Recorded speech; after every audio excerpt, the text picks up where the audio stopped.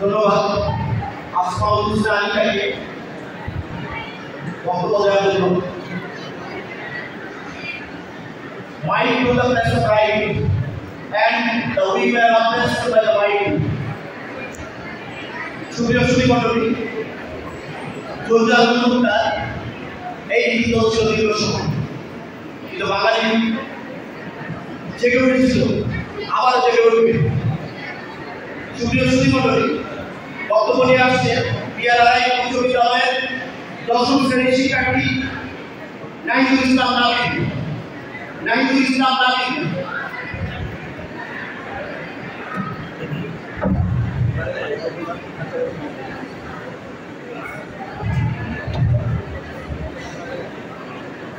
ফ্রান্সে বাজে স্বাধীনতা, যাত্রা হারায় তার সিংহাসনটি। জুলাই আসে বার্তা নিয়ে নতুন আশার আলো দিয়ে। আজ 5ই আগস্ট, জুলাই গণঅভ্যুত্থান দিবস উপলক্ষে আজকের এই অনুষ্ঠানে আগত প্রধান অতিথি, বিশেষ অতিথি, সম্মানিত শিক্ষক শিক্ষিকা মণ্ডলী, আমার ভাই ও বোনেরা, সবাইকে জানাই আমার আন্তরিক সালাম ও শুভেচ্ছা। আমি আমার বক্তব্যের শুরুতে শ্রদ্ধাভরে স্মরণ করছি জুলাই গণঅভ্যুত্থানের প্রথম শহীদ আবু সাঈদ সহ সকল শহীদদের। কৃতজ্ঞ চিত্তে স্মরণ করছি ছাত্র জনতার সেই অমর সন্তানদের, যারা অন্যায়ের বিরুদ্ধে রুখে দাঁড়িয়ে ইতিহাসের ধারাকে বদলে দিয়েছিল। সম্মানিত সুধীবৃন্দ, গণঅভ্যুত্থান হলো জনগণের একযোগে আন্দোলনের মাধ্যমে সরকার ও রাষ্ট্র ব্যবস্থার বিরুদ্ধে প্রতিবাদ। বিশ্বের অনেক দেশে এ পর্যন্ত গণঅভ্যুত্থানের সৃষ্টি হয়েছে। ফ্রান্সের রাষ্ট্রযন্ত্রের বিরুদ্ধে গণঅভ্যুত্থান, রাশিয়ার যা শাসনের অবসান এবং মিয়ানমারের সামরিক বাহিনীর বিরুদ্ধে গণঅভ্যুত্থান বহুল প্রচলিত। তাই তো ওয়েন্ডেল ফিলিপস বলেছিলেন, revolutions are not made, they come their own way. সম্মানিত সুধীবৃন্দ, 2018 সালে কোটা সংস্কার আন্দোলন ছিল বাংলাদেশের ছাত্র আন্দোলনের ইতিহাসে একটি দুর্ভাগ্যজনক ঘটনা। সরকারি চাকরিতে বিদ্যমান ছাত্রদের ঐক্যবদ্ধ প্রতিরোধ একটি গণজাগরণের সৃষ্টি করেছিল। এই আন্দোলন আংশিক বাস্তবায়নের মাধ্যমে পরিসমাপ্তি হলেও এটি দেশের রাজনৈতিক ইতিহাসে একটি দীর্ঘমেয়াদী প্রভাব ফেলে।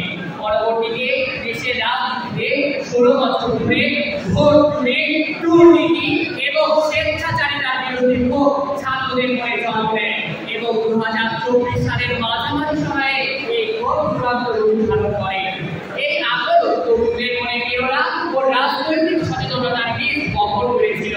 তাই তো কবিতার ভাষায় বলতে চাই, 36শে জুলাই আসে নবচেতনার দুর্যোগ, ছাত্র জনতার রাজপথ চির বিপ্লবের অনুসরণ। সম্মানিত সুধী, ছাত্র জনতার বিপ্লবী ধরে এসেছে নবযুগ কর্মদিনের মনে, যা পাহাড় থেকে সমতল আর ভূমি থেকে কোটিপতি প্রত্যেককে সমানভাবে আন্দোলিত করে। আর এই আন্দোলনে ফ্যাসিস্ট সরকারের প্রভাব ছিল খুবই নিকৃষ্ট।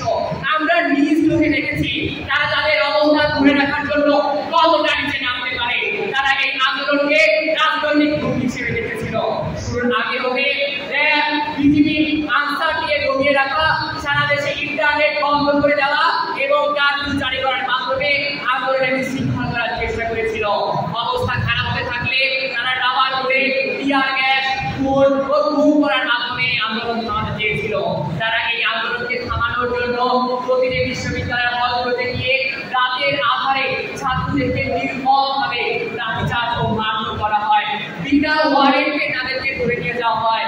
অনেক পরিবার জানতই না তাদের সন্তানেরা কোথায় আছে, কিভাবে আছে, কি পরিস্থিতিতে আছে, তারা আদৌ বেঁচে আছে নাকি মরে গিয়েছে।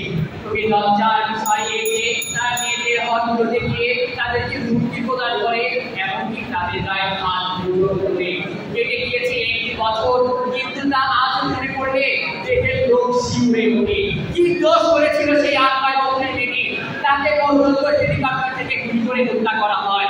তৎকালীন সরকার প্রধান এতটাই নির্দিষ্ট হয়ে গিয়েছিল যে তারা বাচ্চা থেকে বৃদ্ধ কাউকে শরীর দিতে কোনো রকম দ্বিধাবোধ করতো না। আর সেই পরিস্থিতিতে ফ্যাসিস্ট সরকার প্রধান রং বেরঙের শাড়ি পরে গণমাধ্যমের সামনে কান্নার অভিনয় করেছিল, দেখার মতো। সম্মানিত সুধী, কোটা দাবি পূরণ হলেও ছাত্রদের গণ আন্দোলন থেমে থাকেনি। কেনই বা থেমে থাকবে?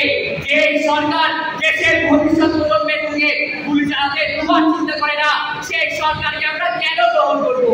তাই তো তীব্র আন্দোলনের চাপে পড়ে 2024 সালের 5ই আগস্ট সরকার পদত্যাগ করতে বাধ্য হয়, উন্নীত হয় নতুন বাংলাদেশের সূর্য। সম্মানিত সুধীমণ্ডলী, জুলাই গণঅভ্যুত্থানের কিছু করণীয় ও বর্জনীয় দিক রয়েছে।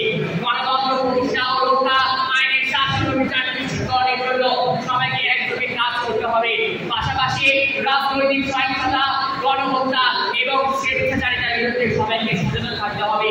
তাহলে শান্তভাবে জুলাই গণঅভ্যুত্থানের কঠিন শহীদের লক্ষ্য। পরিশেষে বলতে চাই, জুলাই আসে লক্ষ্যে রাখা, শহীদদের স্মরণ করি, বিপ্লব যেন বৃথা না যায়, ন্যায়ের পথে চলি। সবাইকে ধন্যবাদ।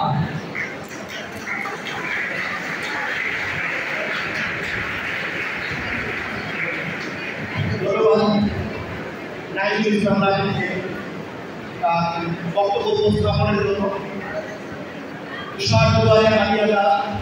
আমরা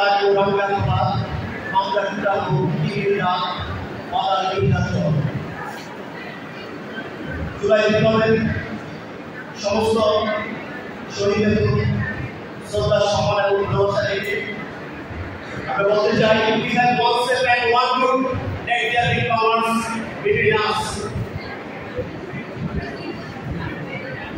সুপ্রিয় শ্রীমণ্ডলী, এ পর্যায়ে গ্রুপের সর্বশেষ প্রতিনিধি